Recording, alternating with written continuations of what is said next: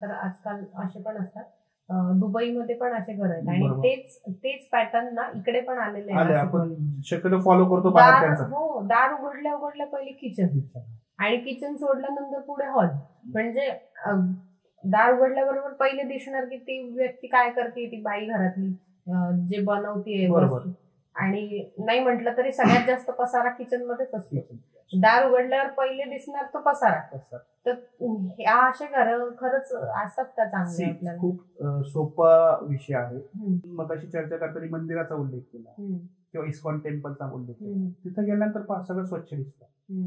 बरोबर. जिथं स्वच्छता असते तिथे मन रमतं. तिथे चांगल्या ऊर्जा मिळतात. तिथे क्रिएटिव्हिटी होते. जिथे अस्तव्यस्त काहीतरी पडलेलं आहे किंवा तिथे काहीतरी विचित्र प्रकार पडलेला आहे, अस्वच्छता आहे, तिथं मन ऑटोमॅटिकली त्या ऊर्जेला लगेच खराब होतं तिथलं. आता इथे मी तुम्हाला एक सांगू इच्छितो, ध्यान आपण जेवतो मेडिटेशनची एक सुंदर व्याख्या आहे. ध्यान म्हणजे काय? एकदम सोपी व्याख्या. आपलं लक्ष ज्याच्यावर जाणार त्याची ऊर्जा आपल्याला मिळणार. आपण म्हणतो ध्यान करा म्हणजे काय? आपलं लक्ष ज्या गोष्टीवर जाणार आहे त्याची ऊर्जा आपल्याला मिळणार आहे. मंदिरात जातो आपण सपोज श्रीकृष्ण भगवानकडे पाहिलं आपण, सो आपलं लक्ष कुठे गेलं? श्रीकृष्ण भगवानकडे. मग त्यांच्या ऊर्जा आपल्याकडे येणार आहे. तसं दिवसभरामध्ये आपली दृष्टी ज्यावर जाणार आहे त्याच्या ऊर्जा आपल्याला मिळत असतात. हा सोपा फॉर्म्युला आहे. मग घरामध्ये आल्या जर प्लीझंट वातावरण असेल, स्वच्छता असेल, तर मनाला त्या ऊर्जा मिळतील. जर गोष्टी जर अशा अस्तव्यस्त असतील किंवा अस्वच्छता असेल तर मनाला त्या ऊर्जा मिळते. दुसरी गोष्ट, आपलं शरीर जे आहे हे पण एक वास्तू आहे, लक्षात घ्या. यामध्ये आपला आत्मा काही काळासाठी राहायला आलेला आहे. 50 वर्ष 100 वर्ष. सो ही पण वास्तू आहे आणि ह्या वास्तूवर पण याचा इम्पॅक्ट होत राहतो. सो जसं ती वास्तू आहे तशी ही पण वास्तू आहे. यात पण चक्र आहेत, त्याचा इम्पॅक्ट निश्चित होत राहणार. म्हणून किचनची आयडियल प्लेसमेंट आग्नेय, पूर्व, दक्षिण आणि वायव्य पश्चिम तिथंच असावी. दुसरं रिझन, वास्तुशास्त्र का फॉलो करा, अजून एक वैज्ञानिक रिझन देतो. आपण मोबाईल यूज करतो. मोबाईल कशावर चालतो? बॅटरीवर चालतो. आपण रात्री बॅटरी चार्ज करतो, दिवसभर यूज करतो. बरोबर. रात्री जर बॅटरी चार्ज नाही झाली, सपोज 5 व्होल्टचा त्याला चार्जर लागतो, तो 10 व्होल्टचा वापरला आपण, काय होईल? ओव्हर चार्ज होईल, बस्ट होईल.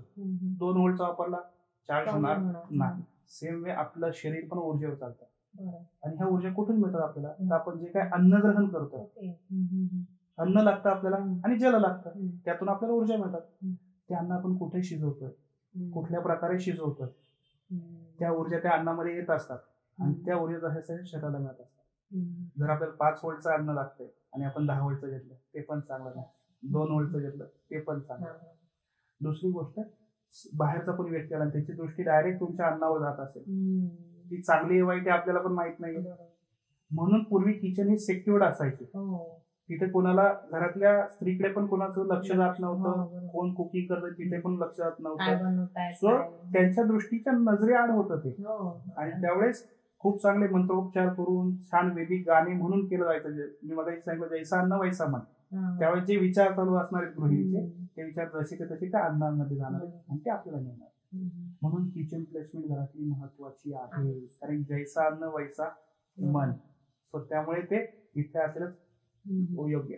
आणि तुम्हाला पाश्चात्य संस्कृतीमध्ये आता काय तिथे चॅलेंजेस आपल्याला माहिती, तिथं कुटुंब पद्धती पूर्ण डिस्टर्ब झालेली आहे. सो आपल्याला तसं जर जायचं असेल तर we can do it that. त्यांचं फॉलो करू शकतो. तिथे माणसाला माणसाची अटॅचमेंट्स नाही, कुटुंब पद्धती नाही, मग आपण पण त्या दृष्टीने पाऊल टाकू असं होऊ शकतं. डेफिनेटली वन ऑफ रिझन ते आहे. सो त्यामुळे किचनची योग्य प्लेसमेंट असणं खूप गरजेचं आहे.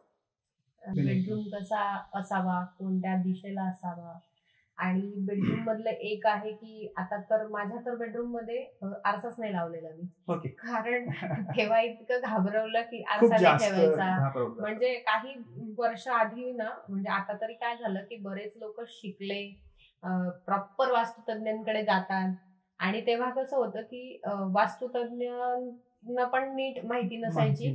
किंवा आता मी नाव नाही घेत, पण अशा काही होत्या. मी स्वतः बराच मोठा किट घेऊन आणि ठेवून दिलेला आहे. जवळजवळ 10,000चा मी किट घेतला आणि तो ठेवून दिला. का तर त्यांनी जशा प्रकारे लावायला सांगितला तो तशा प्रकारे लावणं अगदी अशक्य होतं. म्हणजे इकडे आरसा लावा, कोणी सांगितलं होतं की अक्षरशः एकाने सांगितलं बाथरूमच्या दरवाजाला आरसा लावा बाहेरून, आता तो किती विचित्र दिसणार होता, प्रॅक्टिकली फिजिबल नाही होत. आणि मग मला सांगितलं होतं की बेडरूम मध्ये तुझा बेड जिथे आहे त्याच्या एक्झॅक्ट समोरच आरसा येईल, त्यामुळे तू आरसाच लावू नको. म्हणून नाहीच लावला आरसा. पण ते म्हणतात की बेडरूमच्या बेडच्या समोर आरसा नको. तर तो इतका जास्त मला घाबरवून सोडला होता की मी आरसा लावलाच नाही. तर त्यात काय सांगता येतं की बेडरूम मध्ये बऱ्याच गोष्टी सांगतात की हे नको ते नको, परत एकदा लाल कलर नको. परत एकदा एक्सप्लेन करतो तुम्हाला की शास्त्र हे सोपं आयुष्य जगण्यासाठी. तसं झालं शास्त्रामध्ये नियम एवढे आहेत की तुम्ही बेडवून उठतात आणि पहिला पाऊल कुठला टाकायचा इथपासून नियमावली. बट हे प्रॅक्टिकली शक्य नाही. जेवढं फॉलो करता येईल ते डेफिनेटली करावं. ओके. सो आता मी तुम्हाला जसं किचन सांगितलं, सो दुसरं एनर्जीचा मेन स्थान असतं आपण जेव्हा झोपतो त्यावेळेस आपल्यामध्ये एनर्जी येत असतात. अरे वास्तूमध्ये 2 प्रकारचे वास्तू, एक रेसिडेन्शियल एक कमर्शियल. रेसिडेन्शियल जिथे आपण एनर्जी गेन करतो, म्हणजे वास्तूमध्ये आपण इथे एनर्जी घेतोय आणि कमर्शियल मध्ये युज करतो. सो इथालचे एनर्जी बॅलन्स असतील तर कमर्शियल ठिकाणी मी ते युज करू शकतो. इथालचे डिस्टर्ब असतील तर कमर्शियल ठिकाणी युज होणार नाही. त्यामुळे रेसिडेन्शियलला जास्त महत्व आहे. मग आपण झोपतो तर आपण 180 डिग्री पॅरलल टू अर्थ असतो आणि आपलं पूर्ण शरीर जमिनीच्या कॉन्टॅक्ट मध्ये असतो. आता दिवसभरामध्ये आपले फक्त पाय जमिनीच्या कॉन्टॅक्ट मध्ये. सो आपण अवेकन पोझिशन मध्ये आहोत. तिथे आपण स्लीपिंग पोझिशन मध्ये म्हणजे न्यूट्रल पोझिशनला असतो. सो त्यावेळेस आपल्यावर कुठल्या ऊर्जा येत आहेत त्या ऊर्जा ठरवतात आपली एनर्जी कशी होणार. त्या जर पॉझिटिव्ह एनर्जी असेल तर आपण पॉझिटिव्हली चार्ज होऊ, त्या जर निगेटिव्ह एनर्जी असेल तर आपण ड्रेन आउट. सो त्यानुसार वास्तुशास्त्रानुसार घरातील कर्त्या माणसाची बेडरूम ही नैऋत्येला असावी. पहिला ऑप्शन नैऋत्य, दक्षिण आणि पश्चिम ह्या 3 ठिकाणी कर्त्या माणसाची बेडरूम चालते. दुसरा ऑप्शन त्यातला, आणि यात अजून एक मुद्दा कव्हर करतो, म्हणजे ती घरात आपले चिल्ड्रन्स पण असतात आणि पॅरेंट्स पण असतात. सो चिल्ड्रन्स आणि पॅरेंट्स मध्ये एक कॉमन थिंग आहे, तर चिल्ड्रन्सची ग्रोथ होत असते शरीराची आणि पॅरेंट्सची ग्रोथ थांबलेली असते. सो त्यांच्यासाठी प्रिझर्वेशन जास्त गरजेचं, प्रिझर्वेटिंग क्वालिटी. सो त्यामुळे त्यांना नॉर्थ वेस्टची बेडरूम सर्वोत्तम पॅरेंट्ससाठी पण आपल्या आणि चिल्ड्रन्ससाठी पण. त्यांसाठी वायव्येची बेडरूम सर्वोत्तम असते. आणि घरातील कर्त्या माणसासाठी नैऋत्य असेल किंवा दक्षिण असेल किंवा पश्चिम असेल ह्या 3 साईडचे बेडरूम सर्वोत्तम. नैऋत्येला पृथ्वी तत्व आहे. पृथ्वी आपल्याला स्टॅबिलिटी देते जी आपल्याला लागत असते. मग स्टॅबिलिटी शारीरिक लागते, मानसिक लागते, आत्मिक लागते, आध्यात्मिक लागते, कौटुंबिक, वैवाहिक, सांसारिक सर्व प्रकारची स्टॅबिलिटी ती द्यायचं काम ते करते. प्लस कर्त्या माणसाला दिवसभरामध्ये खूप जास्त डिसिजन्स घ्यायचे असतात, खूप जास्त एनर्जी, जास्त काळ काम करत असतं आणि कमी वेळेमध्ये ती एनर्जी मिळवायची असते. म्हणजे आपण जसं मोबाईलला हाय पॉवरचा चार्जर वापरतो, लवकर चार्ज हवं, सेम वे तिथे माणूस लवकर चार्ज होतो. म्हणून तिथे बेडरूम असलेली सर्वोत्तम. मग त्यात झोपण्याची डायरेक्शन येते. सर्वोत्तम झोपण्याची डायरेक्शन आपलं डोकं दक्षिणेला असून पाय उत्तरेला असावं. कारण आपला हा जो पोल आहे, मगाशी पोलरिझम पाहिलं, हा पोल नॉर्थ पोल येतो डोक्याचा वरचा आणि पायाचा पोल साऊथ येतो. सो हा नॉर्थ आणि पृथ्वीचा साऊथ, त्यांच्यामध्ये एनर्जीचं खूप चांगली देवाणघेवाण होईल, बॉडी रिचार्ज होईल. ते जर उत्तरेला डोकं केलं, धर्मशास्त्रात सांगितलं माणूस ज्यावेळेस जातो त्यावेळेस उत्तरेला करावं, ज्यामुळे त्याच्यातल्या सर्व ऊर्जा निघून जातील आणि तो पंचतत्वामध्ये व्यवस्थित विलीन. त्यामुळे मग बेडरूम दक्षिण, नैऋत्य, पश्चिमला चांगले, पॅरेंट्स मुलांचे वायव्येला चांगले, आणि प्लस त्यांचं डोकं दक्षिणेला चांगलं, पाय उत्तरेला चांगलं, किंवा डोकं पश्चिमेला चांगलं आणि पाय पूर्वेला चांगलं. आणि ते नाही जमलं तर पाय डोकं पूर्वेला आणि पाय पश्चिमेला. हा तिसरा ऑप्शन. असे ऑप्शन आपण युज करू शकतो जेणेकरून आपली एनर्जी बॅलन्स आहे. पण उत्तरेला कधीच करायचं नाही हे लक्षात ठेवायचं. आता दुसरी गोष्ट आली मिरर. मिरर हा एनर्जी रिफ्लेक्ट करतो सगळ्यात महत्वाचं. तर एकदम सोपा ऑप्शन आहे. मिरर्स घरामध्ये कुठं असाव्यात, तर येणाऱ्या डिरेक्शन कुठल्या आहेत आपल्या एनर्जी येणाऱ्या, पूर्व आणि उत्तर. सो रूम मध्ये किंवा घरात कुठेही पूर्व आणि उत्तर भिंतीवर मिरर्स चालणार, हा महत्वाचा नियम. दुसरा नियम की आता ठीक आहे बेडचं रिफ्लेक्शन नसावं, ट्रू ऍग्री, बट सोपं आहे, त्याला कर्टन लावून ठेवा. एकदम सोपा उपाय. रात्री झोपताना त्यावरचं कर्टन ओढून घ्या, रिफ्लेक्शन येणार नाही. दिवसा तुम्हाला ज्यावेळेस युज करायचा कर्टन मूव्ह करा, युटिलाइज. एवढा सारा सोपा उपाय. मग मिररच बसवायचा नाही असं कसं. सो सगळ्यात सोपा उपाय तो आहे. सो मिरर तुम्ही बसवू शकता. जर तुमची बेडरूम मोठी असेल तर तुम्ही एका साईडला बसू शकता, उत्तर किंवा पूर्व, जेणेकरून रिफ्लेक्शन येणार नाही. बेडरूम 10 बाय 10 ची, सो तुम्ही कुठेही बसवा, रिफ्लेक्शन येणार आहे. कर्टन प्रोव्हाइड करा. किंवा तुमच्या वॉर्डरोबच्या आतल्या याला मिरर्स लावा, जेणेकरून डोअर ओपन केला तुम्हाला दिसल तो, आणि डोअर क्लोज केला नाही दिसणार. सगळ्यात सोपं. आणि बेडरूमही झालं आपल्याला. आता वर्किंग प्लेस असं की जसं कोरोना झाला ना, त्यानंतर बरेच लोकांचं वर्क फ्रॉम होम चालू होतं, तर सगळे बऱ्यापैकी बेडरूम मध्ये बसतात वर्कसाठी.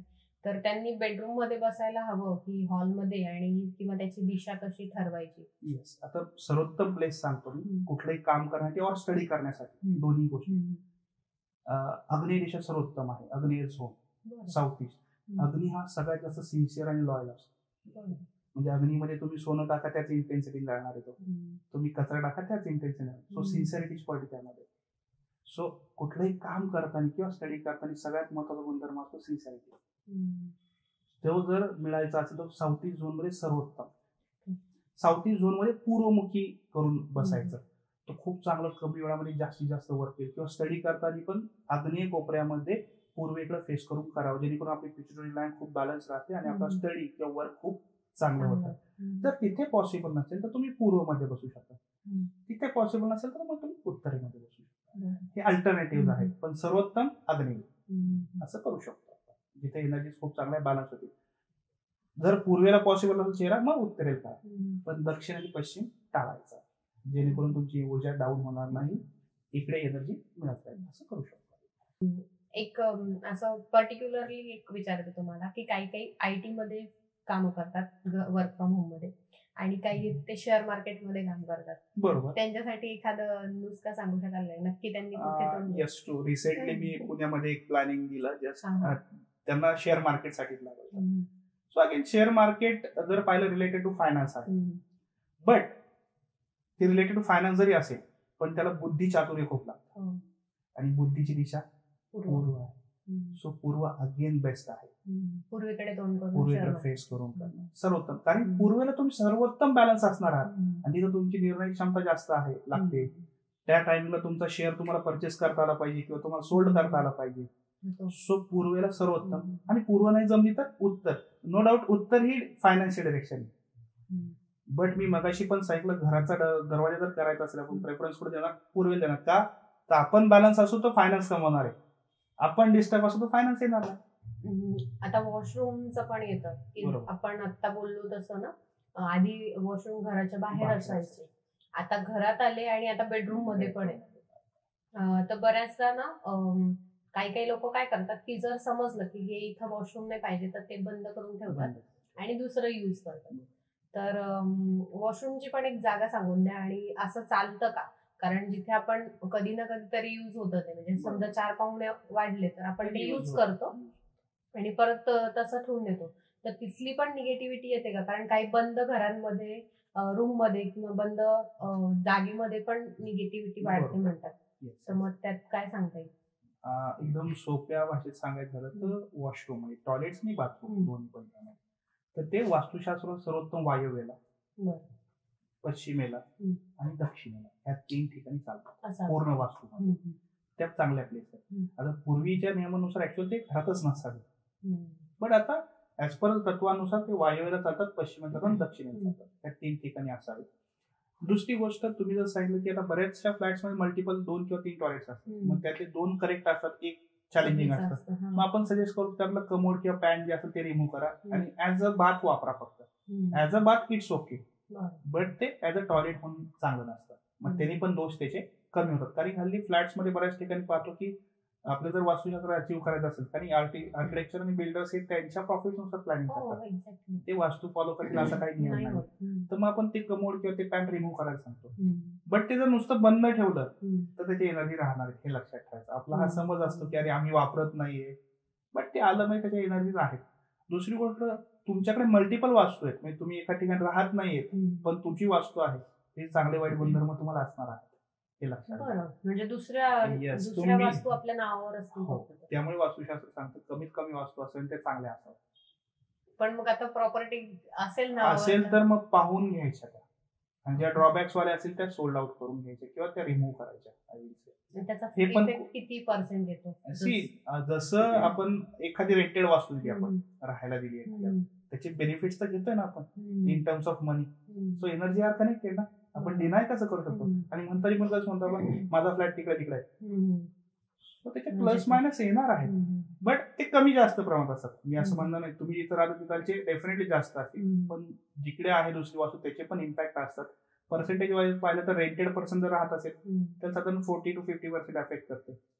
आणि जो कोणी ओनर असतो त्याला 50 to 60% त्याचे दोष लागतात किंवा प्लस पॉइंट असतात. तो राहत असू नाही तर नसतो, हे जनरली.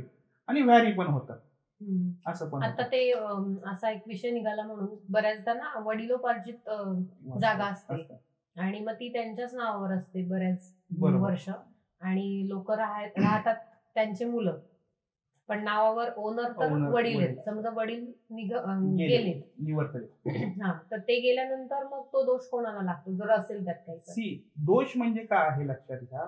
दोष म्हणजे तिथे जेवढे राहणार आहेत त्यांच्यावर त्याचा कमी जास्त परिणाम होणारच आहे.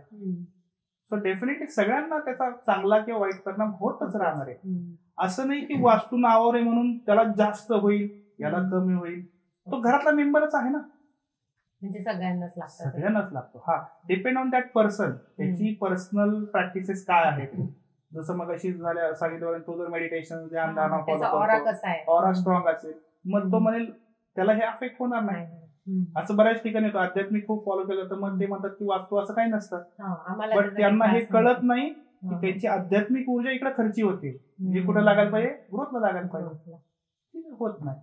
त्यामुळे शक्यतो की त्या वास्तूमधल्या गोष्टी जर बॅलन्स असतील तर त्याचा पॉझिटिव्ह परिणाम सगळ्यांना होईल. त्या जर इम्बॅलन्स असतील नेगेटिव्ह परिणाम पण सगळ्यांना होईल. कमी जास्त होऊ शकतो, त्या डिपेंड्स. मग त्यात पत्रिका पण बघितली जाते. तर समजा पत्रिका बघून आपण वास्तू आणि पत्रिका एकत्र केलं बरोबर तर त्यांचा इम्पॅक्ट कमी जास्त कसा होतो किंवा मग बघायला पाहिजे का? जेव्हा आता मी एखादं नवीन घर घेते, समजा माझ्या नावावर घ्यायचंय, तर मी पत्रिका पण दाखवली माझी आणि मग मला हे घर घ्यायचंय, तर ते इंटरकनेक्टेड आहे का त्यांची? येस, जनरली मी सजेस्ट करतो की घर हे वास्तुशास्त्रानुसार परफेक्ट असावं. बरं. ते पत्रिकेनुसार नसावं. का? त्याचं कारण सांगतो. घरामध्ये 5 पर्सन आहेत, 5 पर्सनच्या पत्रिका एक असणार आहेत का? बरोबर. सो जर तुम्हाला ते पॉझिटिव्ह रिझल्ट देणार असेल, नॉट नेसेसरी तुमच्या मुलाला, तुमच्या मिस्टरांना, तुमच्या सासू सासऱ्यांना ते पॉझिटिव्ह रिझल्ट देईल. सो वैदिक वास्तुशास्त्रानुसार जे घर सगळ्यांना पॉझिटिव्ह रिझल्ट देणार आहे तसं वास्तू असावं. पत्रिकेनुसार ते ऑटोमॅटिक पॉझिटिव्ह रिझल्ट देणार आहे. पत्रिकेतून त्याचं कनेक्शन म्हणजे डायरेक्टली नाही होणार की वास्तू दोष नसला ते पॉझिटिव्ह रिझल्ट देणार आहे. दुसरी गोष्ट, पत्रिका का पाहतो आपण? जर वास्तुशास्त्राचं घर आहे तरी पण तुमच्या आयुष्यामध्ये अडथळे येत आहेत, मग कदाचित तुमच्या पत्रिकेमध्ये दोष असण्याचे चान्सेस आहेत. मग त्यासाठी पत्रिका पाहणं गरजेचं असतं. किंवा वास्तू पाहून पण कधी कधी आपल्याला जाणवतं की साऊथ ईस्टची एंट्री, कदाचित घरामध्ये कोणाला तरी मंगळ असण्याचे चान्सेस आहेत, हे असं राहतं कनेक्टेड. किंवा साऊथ वेस्टची एंट्री आहे, साऊथ वेस्टला किचन आहे, साऊथ वेस्टला टॉयलेट आहे, मग पितृदोष, कालसर्पदोष असण्याचे चान्सेस असतात. मग आपण प्रयत्न करतो की तिकडून पण रिमूव्ह करायचे आणि इकडून पण रिमूव्ह करायचे, म्हणजे ओव्हरऑल लाईफ मध्ये रिझल्ट हे वाढावे, त्यासाठी आपण युज करतो. मग त्या केसमध्ये म्हणून वास्तुशास्त्र परफेक्ट असेल तर वेल अँड गुड आहे. त्यासाठी पत्रिका कनेक्ट करायची लगेच गरज नाही. जर हे वास्तुशास्त्रानुसार असेल सगळ्यांना बेनिफिशियल आहे. पत्रिकेनुसार असेल तर एकाच पर्सनला बेनिफिट असेल, दुसऱ्याची राज जर विरुद्ध असेल त्याला एक्झॅक्टली रिव्हर्स रिझल्ट देईल. त्यामुळे ते वास्तुशास्त्र असलेलं खूपच चांगलं आहे पत्रिका. एक ना अनुभव सांगते माझा. माझ्या मैत्रिणीचं एक रेंटेड हाऊस होतं आणि तिथे ऍक्च्युली ती 2 महिन्याच्या आसपासच राहिली असेल, पण तिला तिथं आल्यानंतर काही एनर्जी जाणवल्या. पण मग आता बजेटनुसार आपण तिथे राहायला गेली आणि तिला लिटरली असं वाटायचं की रात्री कोणीतरी येऊन बसतोय तिच्याजवळ. आणि म्हणजे बऱ्याच गोष्टी अशा घडल्या की तिला असं वाटायचं की नळ बंद आहे, नळ मध्ये चालू होतं, म्हणजे अक्षरशः म्हणजे तिथे कोणता भूताटकी प्रकार म्हटला जातो ना तसाच होता. तर ती साधारण 2-1 महिने राहिली आणि तिथून निघाली की ती बोलली की नाही मला इथं राहायचंच नाही, बरेच त्यांच्या गोष्टी झाल्या आणि मग निघाली. पण मग अशी वास्तू आता तिथे सगळ्या फ्लॅटमध्ये आम्ही नंतरही बऱ्याच चौकशी केली तिथे काय प्रॉब्लेम आहे का, काय आहे का, तर कदाचित तिथे झालं असेल, आम्हाला सांगितलं नाही गेलं. पण आजूबाजूचे जे फ्लॅट आहेत ना त्यांना काहीही त्रास नाही, पण त्या फ्लॅटमध्ये आणि तोही तिलाच होत होता. नंतर तिकडे बरेच लोक येऊन राहून गेले की रेंटेड मध्ये, पण त्यांना इतका काही त्रास झाला नाही. जसं तुम्ही म्हणताय की ते पत्रिकेनुसार आपण बघितलं पाहिजे असंही काही नाही. हा, असंही काही नाही. तर पण मग जर तिच्या पत्रिकेत असेल किंवा तिचा ऑरा खराब वीक असेल तर तिलाच ते जाणवतंय, असा प्रकार झाला. तर असं कधी झालं तर म्हणजे डेफिनेटली त्यावेळेला तर सोडूनच देणार ती वास्तू. पण जर अगदीच नाहीच सोडता येते, म्हणजे मुंबई सारख्या ठिकाणी समजा की तिथे चालतं आजकाल की 1 करोडचे फ्लॅट आहेत, ते तुम्हाला 50-50 मध्ये मिळत आहेत, आणि मग नंतर गेल्यावर कळतं की तिथे सगळ्या अशा ऍक्टिव्हिटीज चालू आहेत. तर मग अशा वेळेला काही करता येतं का? ऍज अ ऍस्ट्रॉलॉजर सांगा तुम्ही काय करता. याला ऍस्ट्रॉलॉजी, वास्तू आणि थोडं अध्यात्माची पण जोड देऊ आपण, कारण एका अँगलनी सफिशियंट नाही होणार. त्या वास्तूमध्ये आपण क्रिस्टल्स यूज करू शकतो. त्या क्रिस्टल्सनी तिथाची एनर्जी बॅलन्स होऊ शकते. असं अनुभव आलेला आहे की खूप हायेस्ट एनर्जी असतील तर कधी कधी क्रिस्टल्स क्रॅक पण जातात, क्रिस्टल्स व्हॅनिश पण होतात. असं होतं जिथे हायेस्ट निगेटिव्ह एनर्जी असतात. जसं तुम्ही त्याला बाकीचे उपमा दिली, भूत वगैरे, काही गोष्टी असतात नाकारता येत नाही. विज्ञानाने पॅरानॉर्मल सायन्स मध्ये सांगितले अशा एंटिटीज किंवा असे स्पिरिट्स असतात जे तिथे उपस्थित असतात, जे त्रास देत असतात.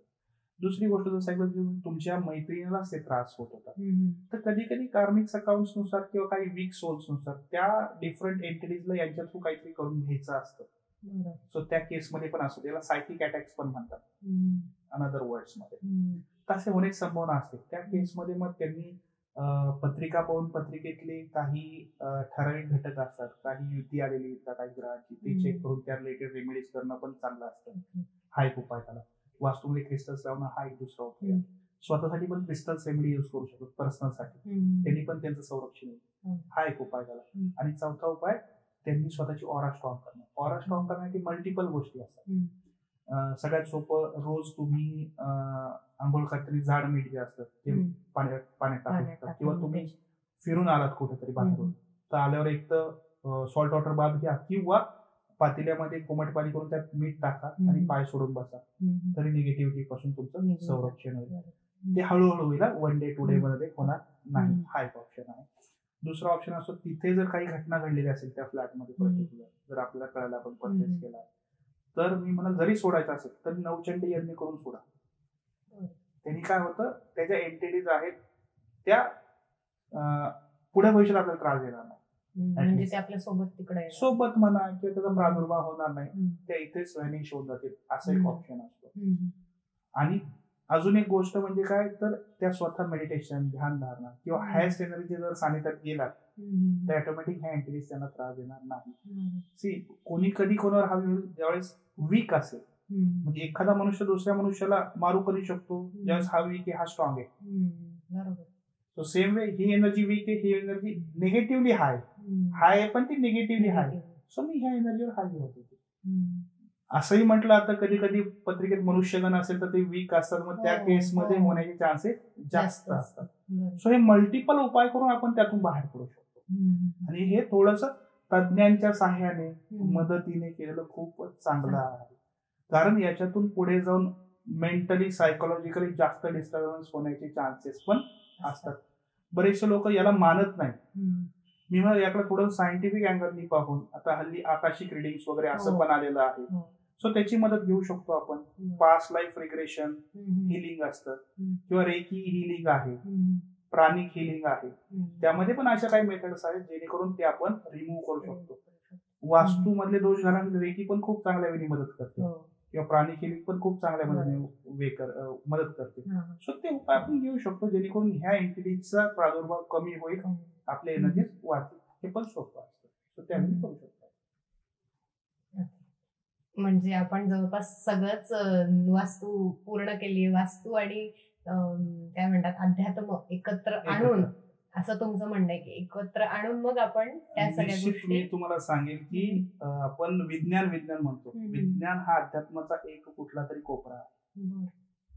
तिथं विज्ञान संपतं, तिथं अध्यात्म ऍक्च्युअल चालू होतं. आपण फक्त त्याला, आणि काय होतं की म्हणजे मी पण ज्यावेळेस इंजिनिअरिंगचा स्टुडंट होतो, सिव्हिल इंजिनिअरिंग शिकत असताना, त्यावेळेस मी वास्तुशास्त्र मानत नव्हतो, पत्रिका मानत नव्हतो, कधीच मानत नव्हतो. याच्याकडे म्हणजे हे काहीतरी एक पैसे कमवत साधन आहे. माझंही एक असा व्ह्यू होता. किंवा बऱ्याच वेळेस पूजा विधी सांगितल्या जातात, त्र्यंबकेश्वरला जाऊन करा. सो हे जस्ट एक काहीतरी आहे लुबाडण्याचं. पण ज्यावेळेस फॉर्च्युनेटली मी 3rd इयरला असेल, माझे गुरु मला भेटले, त्यांनी फर्स्ट लेक्चर घेतलं वास्तूचं. देन मला कळलं की it is a science. Than me त्यांच्याकडे लर्न केलं तर कळलं इट इज सायंटिफिक, म्हणजे पूर्ण विज्ञान आहे. पण त्या काळी विज्ञान नव्हतं, त्यामुळे धर्माचा आधार घेण्यात आला. म्हणजे दक्षिण आहे, दक्षिणेकडे चेहरा करू नका. तर जुन्या काळी म्हणायचं राक्षसाची दिशा आहे, राक्षस मोहरी करू नका, म्हणजे काहीतरी भीती घातली जायची, कारण त्यावेळेस विज्ञान नव्हतं माहिती. आता विज्ञान माहिती म्हणून आपण त्यावर आपले लॉजिक्स आपल्याला कधी कधी अंधश्रद्धेचं श्रद्धेत रूपांतर झालं. कुठली गोष्ट मी म्हणतोय म्हणून ती फॉलो करू नका, त्यामध्ये विज्ञान चेक करा. आणि कुठलीही मी म्हटलं सपोज क्रिस्टल लावा, किंवा कोणी म्हटलं हे प्लांट लावा, ते लावल्यानंतर खरंच ऊर्जा वाढली की नाही हे चेक करा. किंवा कुठला तरी स्टोन घातला तुम्ही, ते घातल्यानंतर आयुष्यामध्ये थोडा तरी फरक झालाय का, चांगलं वाटतंय का कमी वाटतंय, त्यानुसार तुम्ही जज करू शकता. एवढं सोपं आहे, ते करू शकता. तुम्हाला काही आपल्या ऑडियन्सला सांगावं वाटेल का? येस, नक्कीच. इन शॉर्ट आपलं बोलता बोलता एक विषय झाला होता की जसं आपली ही वास्तू आहे तसं आपलं शरीर एक वास्तू आहे, त्यामध्ये आपली आत्मा काही काळासाठी राहायला आली. तर मी म्हणाल की आपल्या सोल एनर्जी वाढवा, आपल्या आत्मिक एनर्जी वाढवा, आपल्या मनाचं आणि आपल्या विचारांवर जास्त काळजी घ्या, त्याच्यावर जास्त काम करा. ते जर सुंदर झालं तर ही वास्तू सुंदर होईल, ही वास्तू सुंदर झाली तर ऑटोमॅटिक सगळं वास्तू पण सुंदर होतील, तुमचं आयुष्य पण सुंदर होईल. सो विचारांची, मनाची आणि आपल्या आत्म्याची काळजी घ्या. खूपच आपल्याला ह्यावेळेस ज्ञान आपलं भरभरून सरांनी आपल्याकडे दिलेलं आहे. आणि मला वाटतं हा एपिसोड ना तुम्हाला बरेच क्वेश्चन्स तुमचे सॉल्व्ह करेल. आणि सरांचं जे वास्तूमधलं आणि शिवाय त्यांचं अध्यात्मातलं जे काही त्यांनी सांगड घातलेली आहे ती अगदी सुंदर आहे. त्यामुळे तुम्ही जर तुम्हाला काही तुमच्या घरासाठी जर तुम्हाला काही रेमेडीज कराव्या असं वाटत असेल किंवा तुम्हाला वाटत असेल की हे वास्तूनुसार असावं, तर सरांशी संपर्क साधा. मी डिस्क्रिप्शनमध्ये त्यांचे नंबर्स आणि डिटेल्स सगळे टाकून ठेवते. तर थँक्यू सो मच सगळ्यांना, तुम्ही आजचा माझा व्हिडिओ पूर्ण बघितला. आणि प्लीज लाईक, शेअर आणि सबस्क्राईब करा, की तुमच्या एका लाईक आणि सबस्क्राईबमुळे ना मला पण छान वाटतं की कोणत्या अजून छान छान गोष्टींवरती मी पॉडकास्ट आणेन आणि कोणत्या कोणत्या गोष्टींवर पॉडकास्ट आणायला हवं, कोणत्या विषयांवर घ्यायला हवेत आता, तर हे तुम्ही मला कमेंट्स करून सांगू शकता. तर तुम्हालाही इंटरेस्ट वाटेल त्या गोष्टींमध्ये ऐकायला, आणि मलाही असे इंटरेस्टिंग लोक भेटले तर डेफिनेटली खूप छान वाटेल काम करायला. त्यामुळे thank you so much. Thank you so much. Thank you.